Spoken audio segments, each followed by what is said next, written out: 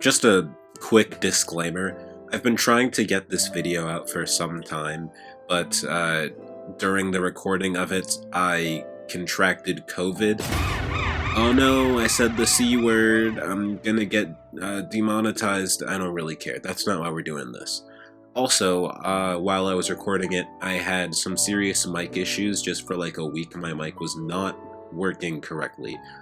So those are two pretty major reasons why this video took so long, and also two pretty major reasons why it may sound off at certain points. It is what it is. I want you all to know what I have to say. So, with that in mind, let's get into it. I made a whole series of videos based around my favorite games of all time, and even I don't know what I'm doing. Part of me thought to myself, oh, Fire Emblem Awakening is definitely one of my favorite games of all time. It means so much to me, but why didn't I put it there? What about Twilight Princess, the game that introduced me to the Legend of Zelda series, which went on to become my favorite video game series of all time? I'd say in hindsight that it deserves a spot on that list. Maybe it's because I didn't feel right having too much of the same series, but if that's true, why are there 3 Final Fantasies? Maybe I thought the FF series is more diverse than the Zelda series, which isn't exactly wrong. What is your favorite game of all time is a question that we've all asked other people, and in my case, also asked myself. And if there's anything that my thought process proves, it's that it tends to have really finicky answers. If you play anywhere near as many games as I do, your favorite game of all time is probably not static. It will change and evolve as you change and evolve.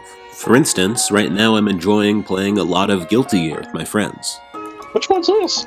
Oh, which one's this? Is Guilty Gear Strive my favorite game of all time?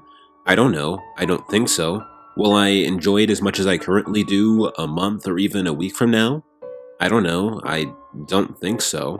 But, you know, that's just how finicky it all is. And hey, while for me figuring out what my favorite game of all time is may be a tough egg to crack, if you can figure it out just like that, more power to you. If you're here watching this video at all, I'm willing to bet that the medium of video games means something to you. You know, at least a decent amount to you. That's what brings us all together, isn't it? You know, this mutual love of video games. I'm not where I am because of my unique, special talents in terms of analysis of video games. We're all here because of our mutual love of video games. And when you love a medium so much, it can be difficult to narrow it down to just one, especially when that medium is as diverse and complex as gaming. I asked a decent amount of people what their favorite games of all time were, and I even asked you all what your favorite games of all time were. And everyone who got back to me usually had a deeply personal reason or attachment to said game. Portal 2, Sekiro, or Elden Ring? I would most likely have to answer something along the lines of Minecraft. I'd probably have to say one of the Legends of Zeldas. My favorite game of all time is Heroes of Might and Magic 3. Its story is very solid. There's no holes. It's just really entertaining. And then, not to mention the gameplay, which is the best in any game I've ever played in my entire life. Yeah. It is literally insane. It is insane how I can play these puzzles over and over and over again and never get bored and never think that they're derivative. And it's so incredible. It basically is a game that becomes a platform. You can create, you can code in different forms of packs and all that, to the point where it can become a game within a game. One is I grew up with it. 2, it's just like, to me, it's just the most incredible, replayable, fun masterpiece of a game. Games have a very unique way of evoking emotions that other mediums simply can't, and that's mainly done through the use of interactivity. A tool that can be used to strengthen the relationship between the player and whatever's happening on screen, be it a great story or really anything else. It's a huge part of the reason why video games have such a capacity to create a nostalgic reaction in people, because on top of the audio-visual reaction that movies and the like can cause, there's also a tactile response as well. In the same way that me sitting at my grandmother's kitchen table may cause a lot of old memories to come to the surface, me sitting on my couch with a Wii Remote in my hand and playing Skyward Sword can do the same thing. And these kinds of connections are far from exclusive to games with strong narratives. They apply to pretty much every game. Think about fighting games like Guilty Gear Strive, for example. The players will experience the very real training process and the very real emotional ups and downs of winning and losing. In a way, the experiences I've had with games have been much more real than those in other mediums. I'm not just watching things happen to a character I've grown attached to, but I can actually be that character. I can walk in their shoes, see through their eyes, and fight their battles. And this isn't my way of saying that video games are the superior medium and that all others are obsolete. It's my way of saying that they're unique, they're different, and there's a lot of unique attachments that people have to video games that they don't have to pieces of art that are from other mediums. Let's say that my favorite movie is, I don't know, The Godfather. Okay. Well, the 2 hours that I spend with Michael Corleone are nothing compared to the 300 plus hours I've spent with my Monster Hunter Rise character. Which one am I more attached to?